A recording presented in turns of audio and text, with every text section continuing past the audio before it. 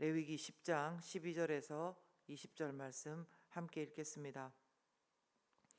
모세가 아론과 그 남은 아들 엘르아살에게와 이다말에게 이르되 여호와께 드린 화제물 중 소재에 남은 것은 지극히 거룩하니 너희는 그것을 취하여 누룩을 넣지 말고 제단 곁에서 먹되 이는 여호와의 화제물 중 내 소득과 내 아들들의 소득인즉 너희는 그것을 거룩한 곳에서 먹으라.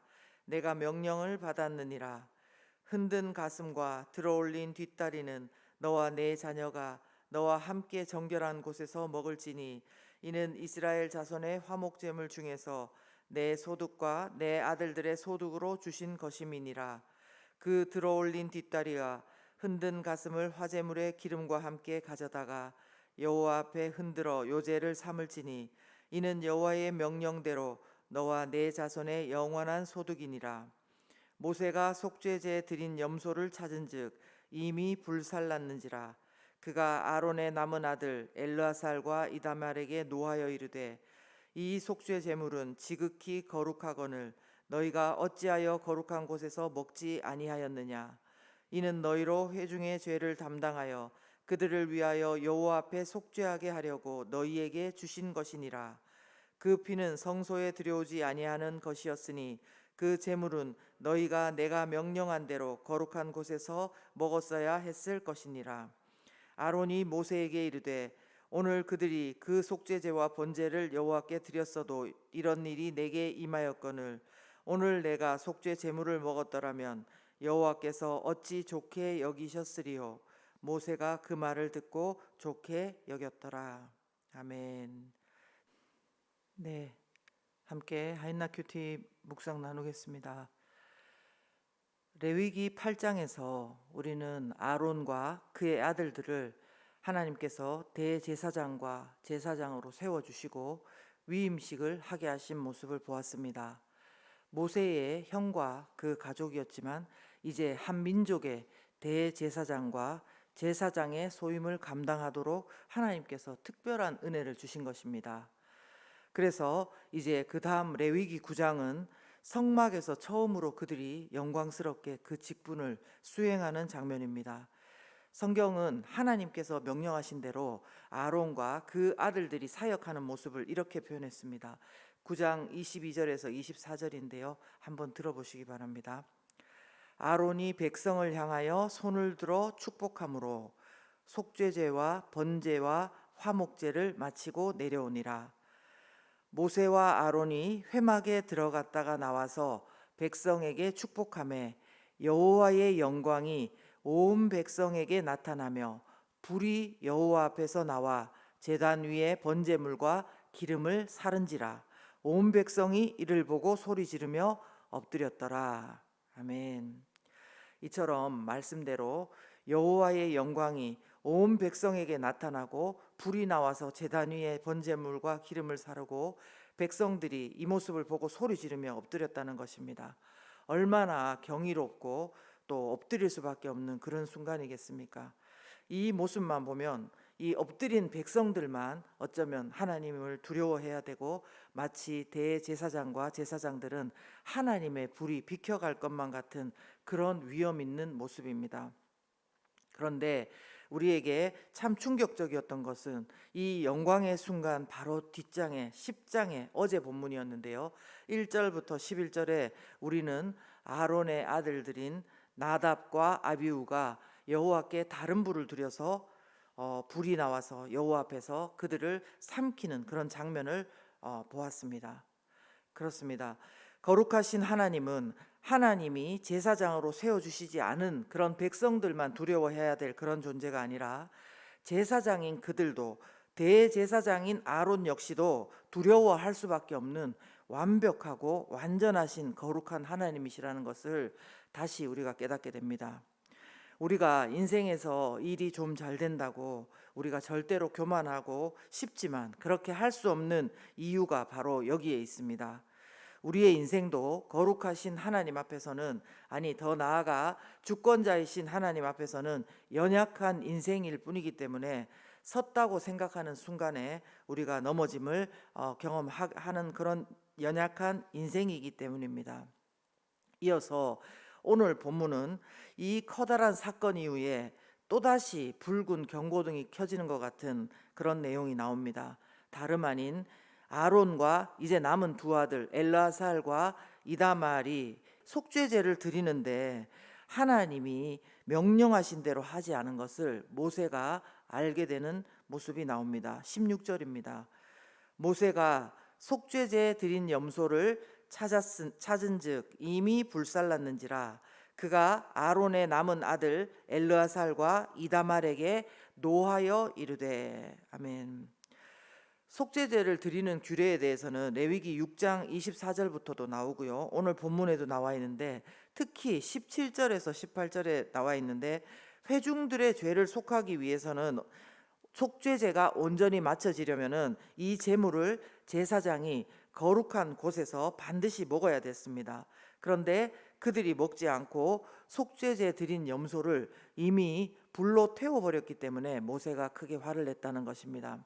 어쩌면 다시 나답과 아비후 같은 그런 상황이 반복될 수도 있는 그런 긴장감이 막 도는 거죠. 근데 아시다시피 오늘 이 일은 그런 일 없이 잘 마무리가 되었습니다. 제일 마지막 20절에 보시면 모세가 그 말을 듣고 좋게 여겼더라. 그러고 있고 더 이상 하나님의 어떤 심판에 대한 이야기가 나오지 않습니다. 이렇게 아무 일 없이 끝난 이유를 성경은 아론의 말을 통해서 전해주고 있는데요. 19절인데요. 자신과 두 아들들이 왜 그렇게 이미 염소를 먹어야 되는데 먹지 않고 불로 태웠는지 그것을 설명하기를 거룩하신 하나님 앞에 다른 불을 들이다가 두 아들이 그리고 형제가 불에 죽는 것을 경험한 사람으로 제사장으로 당연히 해야 하는 그 제사의 과정마저도 자신의 모습을 하나님께서 어떻게 보실까 하는 그런 고민하고 근신하는 마음으로 표현하고 있습니다.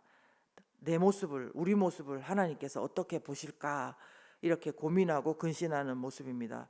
19절을 세번역 성경으로 제가 한번 읽어보겠습니다. 이 말을 듣고 아론이 모세에게 대답하였다.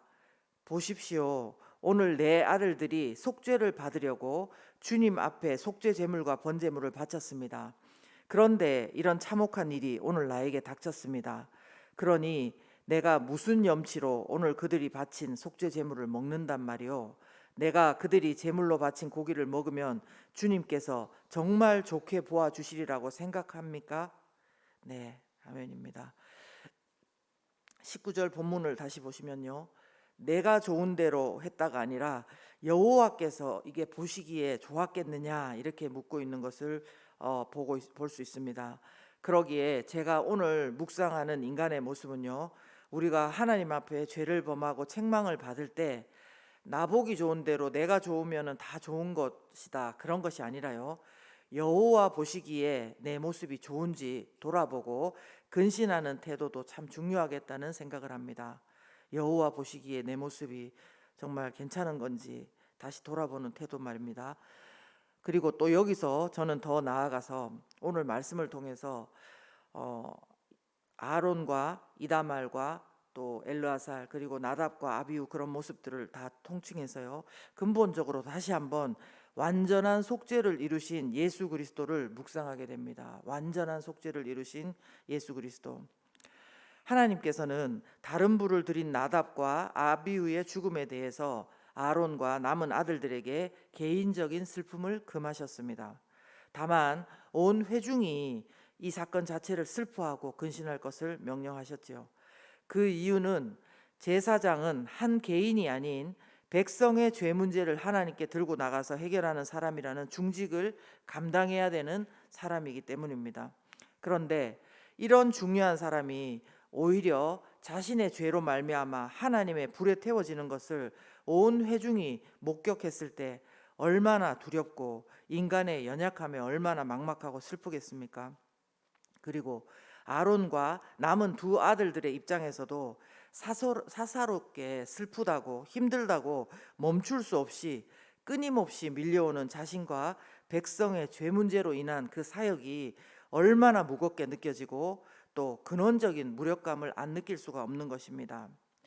이것이 바로 죄 문제에서 완전하게 해결받은 자가 아닌 인간이 거룩한 하나님 앞에 죄 문제를 하려고 나가는 시도에 심각한 한계를 여실히 드러내 주는 것이라고 생각합니다. 그러기에 오늘도 우리가 진짜 감사하고 기뻐해야 될 것은, 아무리 사람의 눈에 허물이 없고 완벽하게 보이는 사람이라 할지라도 거룩하신 하나님 앞에서는 평생도록 계속해서 완전한 속죄를 이룰 수가 없는 것입니다. 그러기에 완전한 속죄를 이루어 주신 예수 그리스도가 우리에게 있다는 것이, 우리와 함께 하신다는 것이, 우리의 생명의 구주가 되신다는 것이 얼마나 감사한 일인지 모르는 것입니다. 그래서 히브리서 10장 11절에서 12절은 이렇게 말씀합니다. 제사장마다 매일 서서 섬기며 자주 같은 제사를 드리되 이 제사는 언제나 죄를 없게 하지 못하거니와 오직 그리스도는 죄를 위하여 한 영원한 제사를 드리시고 하나님 우편에 앉으사. 아멘.